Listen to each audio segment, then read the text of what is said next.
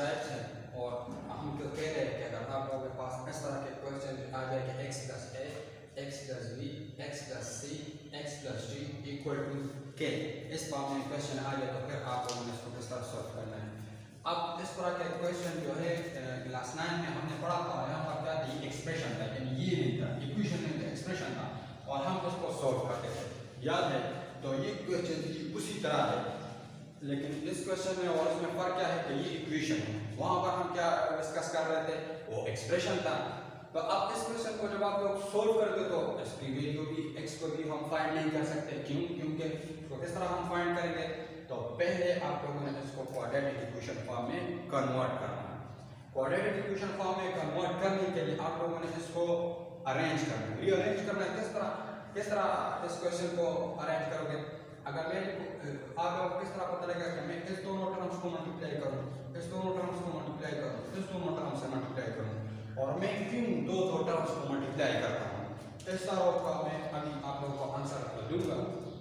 अब लेकिन फर्स्ट इसको अरेंज करने के लिए मैंने पहले क्या करना है कि अगर 3 और 1 इस दोनों को ऐड करूँ तो 4 आता है, -5 -7 को ऐड करूँ तो ये दोनों वैल्यू जो है सेम नहीं आते, इक्वल नहीं आते। इक्वल लाने के लिए मैंने इस दोनों टर्म्स को इसमें जो ये टर्म्स है और -5 इस दोनों को ऐड करूँगा तो -4 आएगा, इस दोनों को ऐड करूँगा तो इससे भी -4 आएगा।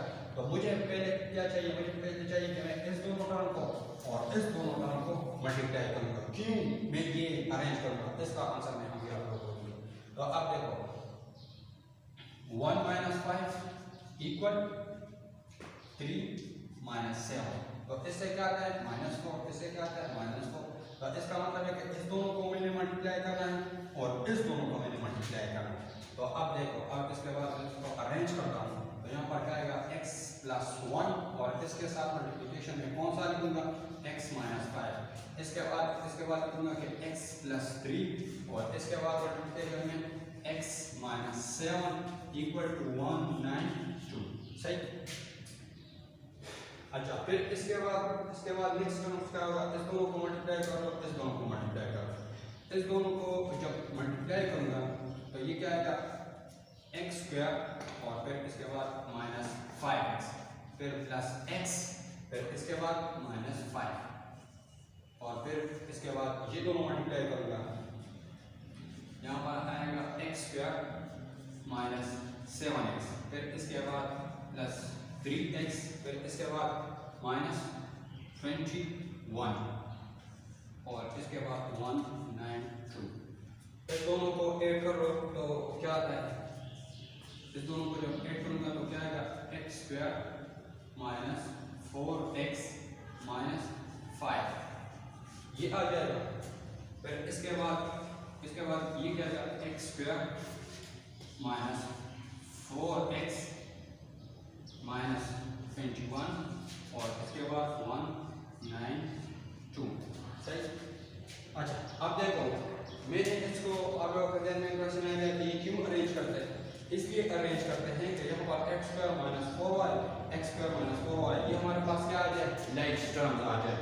तो जब लाइक टर्म आ जाए तो उसको हम लिख करके वो उसी तरह रिड्यूस करें क्वाड्रेटिक इक्वेशन।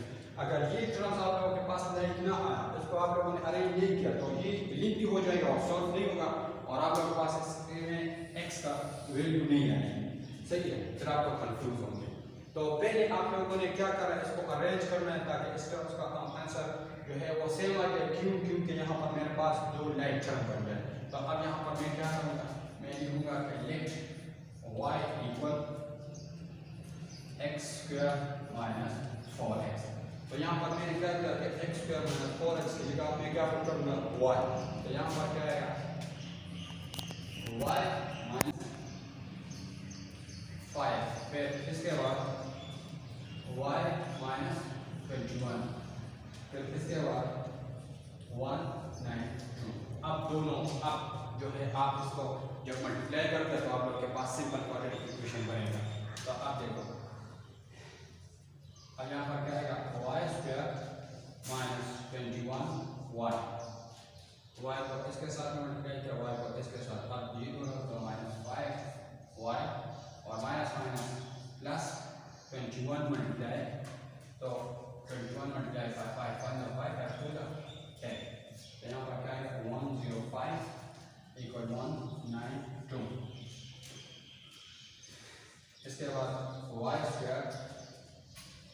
-21 और -5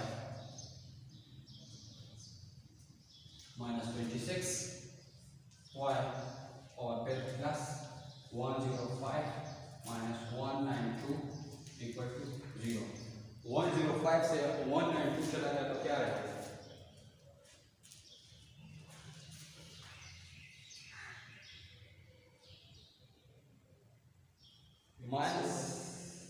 -87 यहाँ पर अब इसके बाद क्या आ जाए? Y square -26y -87 equal to 0। अब सिंपल क्वाड्रेटिक इक्वेशन आप लोगों के पास आ गया और आप लोगों ने फिर इसके बाद क्या करना है? इसको फैक्टराइज करना है। फैक्टराइजेशन का तरीका क्या है? अब दोबारा इसको फैक्टराइज करना है। फैक्टराइजेशन का अब तरीका वो ये y square -29y plus 3y -87 equal to 0। सही। तो अब इसके बाद इससे क्या काम लेना है? y काम लेगा तो क्या रहेगा? y -29 और इसके बाद प्लस 3 काम लिया तो क्या रहेगा? y -29 equal to 0। अब इसके बाद ये क्वेश्चन आप लोगों के पास आएगा y -29 into y plus 3 equal to 0। अब y फिर इसके बाद आप लोगों ने क्या लिखना है? y इक्वल टू 29 और y हमने क्या लिख दिया था? y को हमने लिख दिया था कि x स्क्वायर माइनस 4x तो इस y की जगह ये पुट करोगे तो ये क्या आ जाएगा? x square minus 4x equal to 29। इसको इस साइड पर शिफ्ट करोगे तो क्या है? x square minus 4x minus 29 equal to 0। इस फॉर्म में आ जाएगा आप लोगों का।